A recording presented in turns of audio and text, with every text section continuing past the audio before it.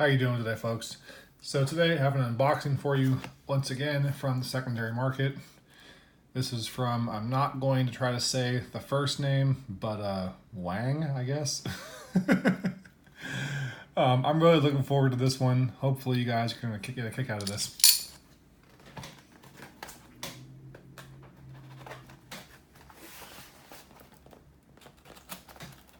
That's a lot of tape.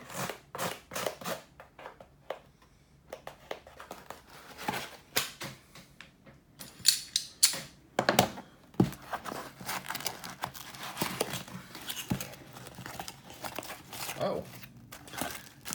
First impressions, I respect the packaging. Nothing worse than getting a big, fancy, high-end knife and it's rattling around the box without being protected. And the case is getting scratched up and all that other stuff.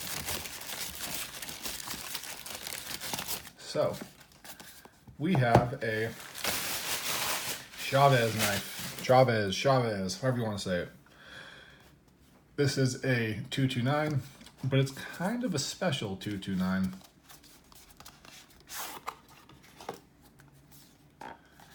Man, just take a second to appreciate that. Just that bright red contrast, that gorgeous fucking skull key emblem. Just all this different pieces to this box alone that just scream quality, and that's the box. And in here, we have the 229 itself.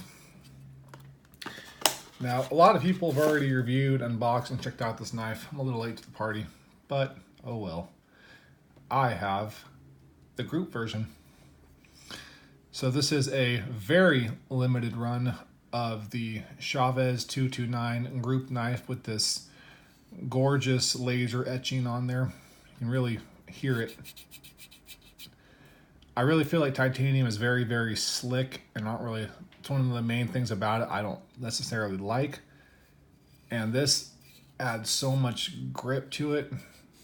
I kind of had an opinion or an assumption that it would do that when I was seeing it, but I wasn't quite positive, and I'm very happy to report this adds a very tangible texture to it. Damn. That is how you do a thumb stud opener. That is awesome. No wrist required. It's made by Riot. Unsurprisingly drops shut. Deploys with the Spidey flick wonderfully. Yeah, no wrist flick at all. This is the hand ground satin blade. This is an M390 blade. This gorgeous etching and milling and contouring to the blade. Immediate downside, I can already tell. This looks really cool, the way it has these gaps in it, but this is going to be a hot spot. Yep. One thing about whenever you want jimping, if it's like this big wide jimping, it's always going to be a problem. It's going to cut into your finger. It's not a huge deal for me really, but it's definitely a deal. Let's see. You can really see that hand rubbed satin. That is absolutely gorgeous, and you can already see fingerprints. Yeah, this is going to be a fingerprint magnet. This is going to drive me crazy cleaning this all the time. But man, it's good. Now, since this is a Chaves, you have this skull clip. Some people like it, some people hate it, some people just don't care. I kind of fall into the category of not really caring. I kind of hated it at first, and then I just grew to just be kind of indifferent. I'm probably going to have this sent over to a buddy of mine and get a Mokutai Chaves clip. And yeah, that'll be cool. Might even get a black Timascus. Actually, I think I'm going to go that route. Get a black Timascus Chaves clip. That'd be awesome. Fun fact, Ramon himself has reached out and asked makers to no longer manufacture a skull clip, because that's, quote, his thing. Now, I definitely understand that, but to me, that's kind of a bad. You know, this whole community is really there's a gigantic market for aftermarket modifications and stuff like that, and it really is a very big thing.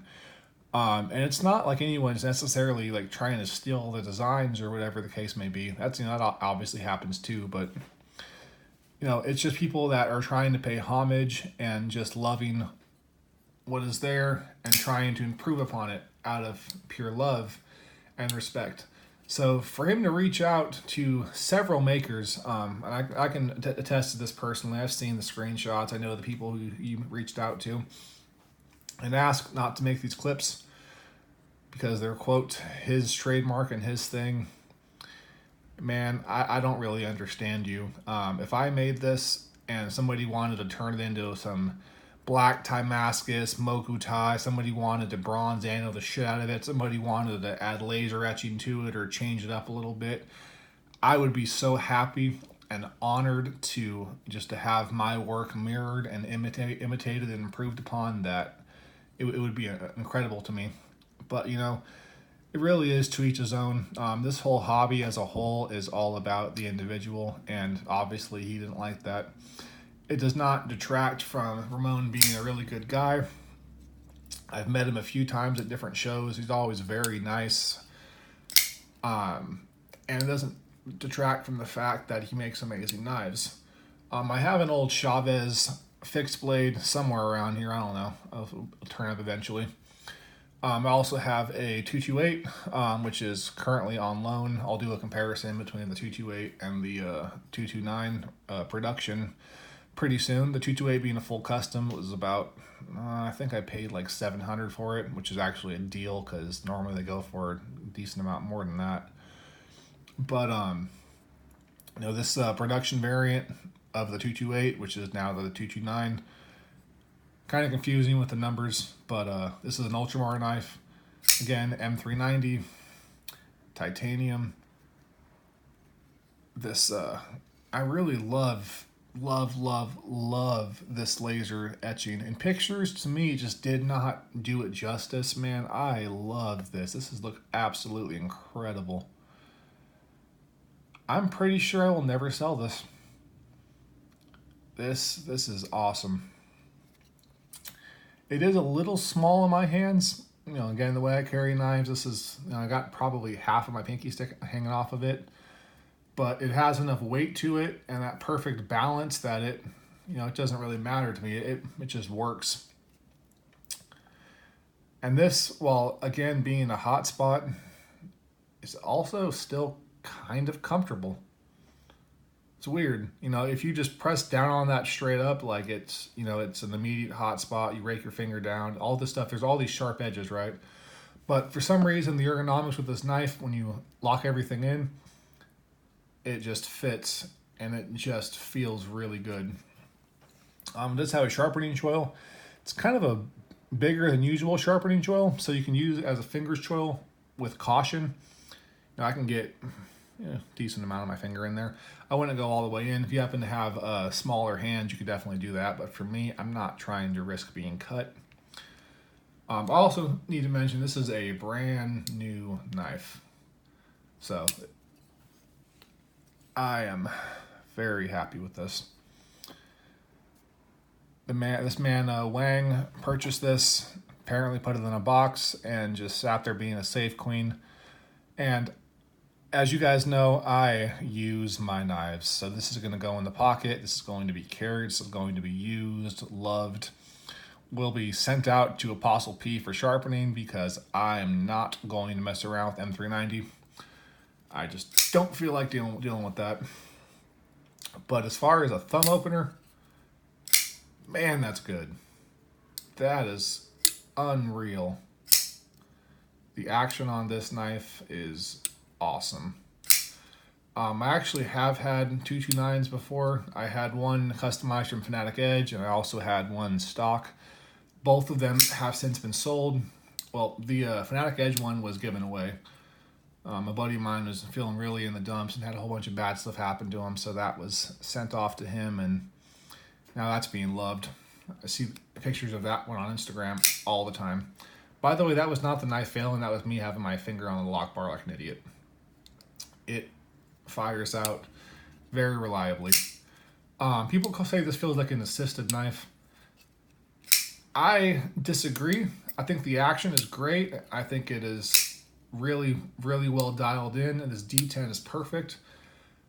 But as far as feeling like an assisted knife, I don't feel like this knife ever takes control out of your hands. It's very much an extension of yourself, which I cannot stress enough how good that is. That is not a knock at all. And we are 10 minutes in, and I am just gushing over this piece. So, a couple size comparisons. This is the Paramilitary 2. Oh, I love this knife. Let's try to get that pivots lined up. So it is actually very comparable in length to the PM2. Obviously the blade is a bit different, handle's a bit different. The ergonomics are not even close, but just looking at it, it looks really similar. It just feels very different in hand. The PM2 to me is good. The Chaves to me right now it's fucking incredible.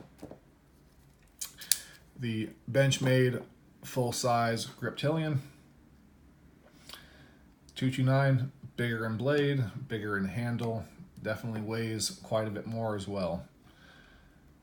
But that's not really a surprise to anyone. These aren't necessarily small knives. The Paragon Knives Warlock. It's definitely smaller than the Warlock, but again, that's not a knock on Chaves. The Warlock is huge. Also, the 228 is bigger than the 229. It has a full 4-inch blade. The handle is a little bit longer. But, man, I know I haven't put out that video yet, but I might have to sell the 228 because the production is, man, it is so close to the custom. That is the best compliment I can give this knife. This is $400. If you can find them, the Chaves group knives are very hard to find. Also, that's a very sharp blade. You see that? I just barely ran my nail across the inside of that blade in that last one, and it skinned it straight off. That is awesome. Anyways, if you can happen to find this, about between $400 to $350. But again, they're very hard to find, at least the Chaves group knife variant. But all the 229s feel the same way. Just for me, the 228, it had something similar to this, not quite the same.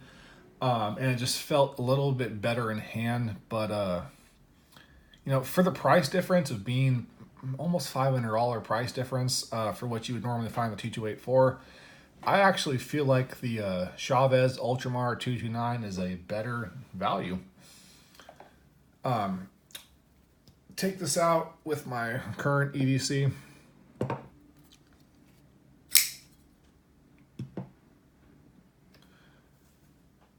Yep.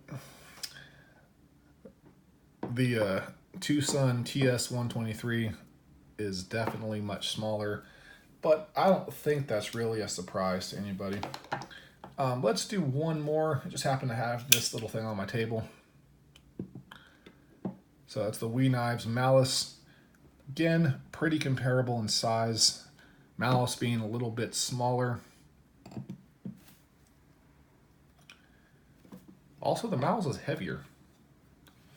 They must have done some pretty heavy weight relieving in this knife. I can't quite see it on camera, but this is lighter than this by a decent amount, and this is a gigantic chunk of titanium, and this is the same thing. And this is a little bit thicker. That's crazy. So, the time has come to give the overall first impressions / review, because honestly this is also kind of a review as well, because I've had the 229 for a while. Again, I've had the 228s, I've had other stuff, I've just sold them off. So the 229 as a whole, I would probably give probably a 90. It has a couple of problems. They're not big really. again, this can be a hot spot, but once you lock it all in, it fits very well. This is a sharpening choil, which is a little too big, but a little too small to be a finger choil if you have, average size hands. I do not have average size hands. I'm not even going to try, but if you happen to have XL hands or large hands, you would be coming up on that really quickly. Personally, I have to, again, I don't want to get any closer than that. And other than that, man, there's not really too much bad. For being as crazy as this pocket clip is, there is a very minor hotspot right here. You can literally see where it sits right there. But it's not bad. It's not a really painful hotspot. It's just a slight irritation, and it only happens when you really bear down on it. So the 229s as a whole, again, I'm going to give it a 9. The Chaves custom, or Chaves, the Chaves group knife, I'm going to give it a 9.7.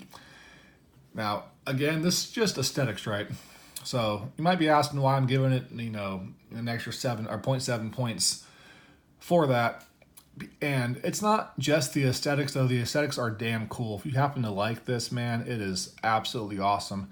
But it offers a little bit of extra grip, which makes some of the other things not quite as big of a deal. If you're holding on to it like this and you want to put your finger right there, there's more grip and it's a little more secured, so I feel a little more comfortable doing this without cutting myself.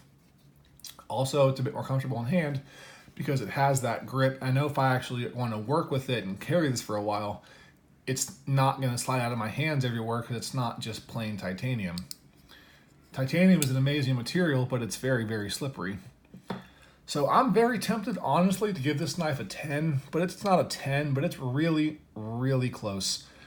Again, if this jimping was just a little bit different, and this clip on this little cheek piece just a little more rounded off or maybe adjusted slightly, because this little piece right here does equal a hot spot, then this would absolutely be a 10.